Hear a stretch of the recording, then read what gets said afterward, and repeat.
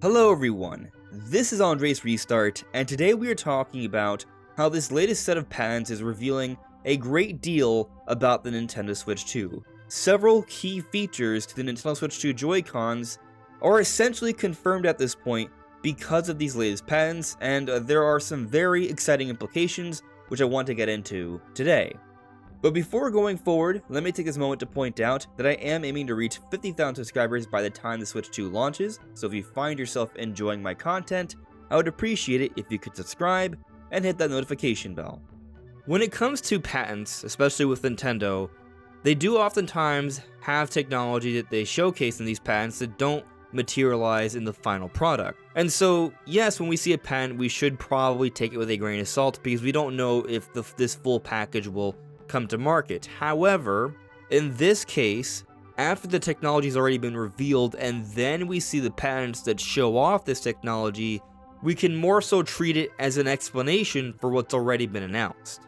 So taking a quick look at this image right here, what we see are two sides. One pertains to the left Joy-Con, the other pertains to the right, and then they connect in the middle, as the Joy-Cons do for Switch 1. And when you look at the different things suggested here, you see memory, each button, a stick, an acceleration sensor, an angular velocity sensor. These combined are the motion controls. You see a notification LED, an enhancer, a vibrator. This appears to be the HD rumble. But here, on both sides, you'll notice something else that stands out. Mouse operation sensor. So it looks like what we've widely believed to be mouse controls are indeed mouse controls. The Switch 2 Joy-Cons can work like a mouse. But on top of that, it looks like all the other functionality of the Joy-Cons, the motion controls, the notification LED, the HD rumble, all of that is returning. The only thing that is missing is the infrared sensor. And because I didn't point it out, yes, NFC is also going to be there. You see it right here, NFC Communication Department. So it's all going to be there, except for the infrared sensor, which, as we discussed before, is probably the only reason not every single game on Switch 1 is going to be fully backwards compatible on Switch 2. But taking a look at some of the imagery from the patents here, there's a great deal. Here we see a little bit of the Joy-Con straps. So, as you see here, this padding, that's how we're going to slide around the Joy-Cons like a mouse. This is the inside, this is the outside, there's a strap here. We'll get another look at this a little bit later. This is just a Switch 2 tablet with the Joy-Cons. As you see, it's pretty much the final model. What some people are pointing out is that the extra button is missing here. And what I think should be noted is that these patents have a purpose to protect Nintendo for certain functionality and technologies that they're putting together, right? That's why there's a patent for it, so they can protect their right to use it. And so there may also be a patent about this extra button, but for this particular patent, its purpose doesn't have to do with it, which is why it's not there. As you see here with this image, you can still use the Joy-Cons as two separate controllers. That has not changed. You can also still hold them in this way as one individual controller, but separately with two different hands. Here they show the side attachment, which some people have been freaking out about, but as we've discussed before, there really isn't anything to worry about, and there's actually a few pieces of imagery here that will help to showcase why this is actually a really safe connection point. Like here, you can see all the connections going in, how it's fastened in safely. And over here, you can see how they designed the connection point with not snapping in mind. So there were literally people that were concerned, freaking out, and saying that it was a bad decision to create this attachment point for the Switch 2 Joy-Cons, when Nintendo literally designed this attachment point with not breaking in mind. So it's just very interesting, but also we have multiple examples from the patents how they've designed this to be secure. Here we can see a lot of what goes into the connection of the Joy-Cons and the magnets, how they are behind the buttons. There's a lot going on here. See another side view here. Here we get another look at the Joy-Con straps. We can see the connection point here and the straps. And I just want to say that I love how this is not just a strap, but it's also a way to make the Joy-Cons work better as a mouse. So I'll likely be using this more often. Here's another look at it. Here we see how you can attach the strap to the Joy-Con right there at an angle. And here we see what appears to be the Switch 2 Joy-Con charging stand. And here we see them connected. That's very interesting. Here there's a USB-C port. That looks pretty clean. Here we get a nice look at the shoulder buttons there. We can see how big that ZR trigger is, or ZL. I think it's a ZR, but same difference. Here we get a really good look at how the mechanism works for attaching the Joy-Con. So here you see that the pin is not sticking out, but when you press this, the pin sticks out. And so what happens here, when the Joy-Cons are attached to the Switch 2 tablet, when you press this button here on the side, it pushes out the pin, which helps to disengage the controller from its magnetic hold. Here we get an inside look of the shoulder buttons.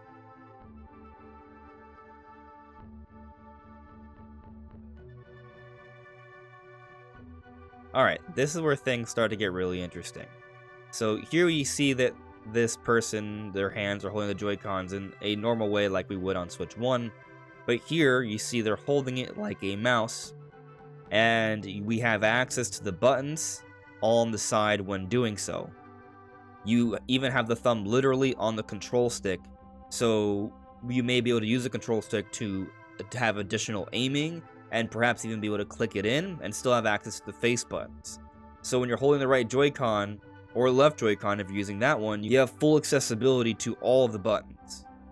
And I had theorized about this part, but it does look like, at least according to the patents here, you will be able to use both Joy-Cons in mouse mode at the same time. Which will probably be an uncommon way to do it, but it still will be an option, and perhaps more importantly, you're going to be able to use the one Joy-Con as a mouse and then the other as a standard controller, or the standard left side or right side of a controller, which is going to lead to a great deal of awesome gameplay options. Now, for this part right here, some people have been freaking out because they think it might be perhaps a hint at the Switch 2 Pro controller being able to snap off and do the same thing as the Joy-Cons. I don't think this is really confirmation of that. This could just be a more simple look at how the Joy-Cons work, because this is a patent and that's why it's showing it off in this way. And as we see here, they are separated and you can use it as a mouse. Now, what I do find interesting is that there is that extra grip, so maybe there's a chance that it does have to do with the Pro Controller as well. That would be fascinating to see a Pro Controller that separates in that way. I'm personally just going to assume this has all to do with the Switch 2 Joy-Cons until Nintendo tells us otherwise. Or at least we find some extra evidence that supports the idea more so. So I think the part that excites me the most is the option to use the Joy-Cons in any way you choose. So one Joy-Con can be used as a mouse, while the other can be used as your traditional left or right Joy-Con. And with this particular method of gameplay, I think we could see some really awesome versions of PC games running on Switch 2. For most PC games, the way you play it is with a mouse and keyboard. So you'll have your right hand using the mouse, and then on the left side you'll have access to the keyboard, except in this case, instead of a keyboard, you will have access to the Joy-Con. And with the Joy-Con, you have access to other elements, such as motion controls, the control stick. And so I can see myself really falling in love with this method of gameplay for, say, something like Metroid Prime 4 Beyond. So almost kind of looking at it like Metroid Prime 3. Because Metroid Prime 3 was made for the Nintendo Wii, it had motion controls and IR aiming controls. So in this case, we wouldn't be using the Wii pointer or motion controls to aim around, you'd be using the mouse. Now, you may still be able to use motion controls to aim around, but I'd probably prefer to use the mouse. That would be more accurate, more precise. But then with the left Joy-Con, I can still use motion controls, because in Metroid Prime 3, you would have access to your grapple beam. You could use it to latch onto objects or enemies and pull things off of them. And so you'll still have options like this in Metroid Prime 4 in theory, while still having full control of the control sticks and the buttons and the triggers and that all being there. So for example, with the right Joy-Con, as you're aiming around, you still can press the two different triggers for those different options, the different buttons, and the control stick. Perhaps the control stick on the right side can be used to change around your beam weapons, or your scan visors, either or.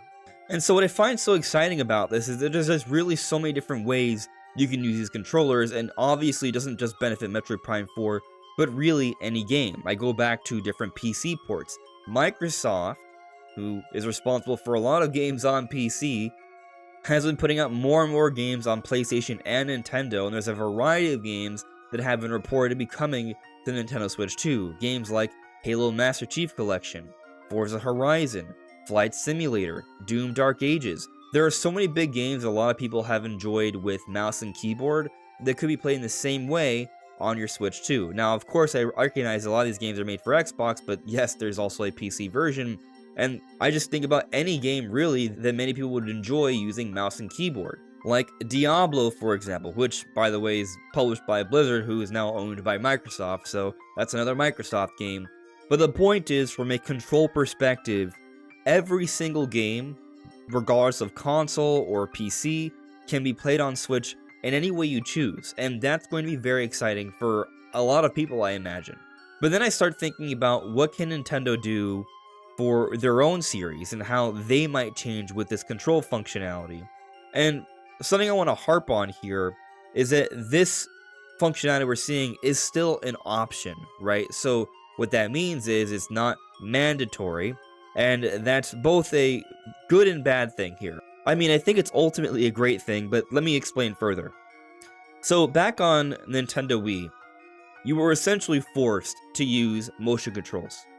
And so there are a lot of games built with this, and while there was a classic controller option, it was something you had to buy separately from the initial purchase of the console. And so there are a lot of games made with motion controls in mind, but not typical controls in mind. And this took away from a lot of core experiences, but at the same time it offered a lot of innovation and different ways to play games, which was cool. Except this time, we have all this functionality that we can do different things with, but we still have the main way to play games, the primary way, and so games are still going to be built with that in mind, but developers will have the option to also facilitate these alternate ways to play games. And so when it comes to Nintendo, how are they going to handle this? Well, to some extent, this is already the case on Switch because there was already the motion controls and things like that, and most games are still made with normal controls in mind, but there were still a variety of games that had that alternate control option, like Mario Odyssey, for example. And so with all this in mind, what's going to happen to different core Nintendo games? We look at something like Mario Kart, and I do have a hard time envisioning them using the mouse feature for Mario Kart. I'm not quite sure how that would improve the gameplay for that particular game. There's not much need to aim. Now, could we perhaps use the mouse feature to not aim and do something else? I suppose in theory you could use it to steer, but I'm not sure that really improves the experience. There are other ways to do that, like with the control stick, or even with the gyro controls. Really, I see the mouse feature being most beneficial for any game that has a camera that you can move around and aim around. So if there's some kind of cursor, the mouse controls will greatly benefit all those types of games, and even if there's not a cursor but a camera you can move around, perhaps you may want to use the mouse instead of the control stick. I can see that as a possibility. But there are a lot of games that have a cursor. Take Pikmin, for example. Pikmin might be one of the most ideal Nintendo series to take advantage of these mouse controls. Pikmin works somewhat like your typical real-time strategy game, and so real-time strategy games became very popular on mouse and keyboard, so being able to do that on Switch 2, I think there's definitely going to be some synergy there. Another game that comes to mind is Mario Maker. The next Mario Maker might benefit a great deal from this. So I think this is going to be a great feature for a variety of games, but at the same time, you need a table surface to play this. Not everyone's going to want to play their games with a table surface before them. And most games are still going to be made with typical traditional console controls in mind first. So you're not going to see too many games built around the mouse Joy-Con. There may be some. I expect Nintendo probably will put at least one or two together, if not more. But if these mouse Joy-Con become a common option for most games, I think this is going to be one of my favorite ways to play a lot of games that will require some kind of cursor or pointing around. But what do you all make of this pad and everything else it shows off? Let me know in the comments below. This is AndresRestart. Thank you so much for listening and watching, and I'll see you all really soon. Take care. Bye.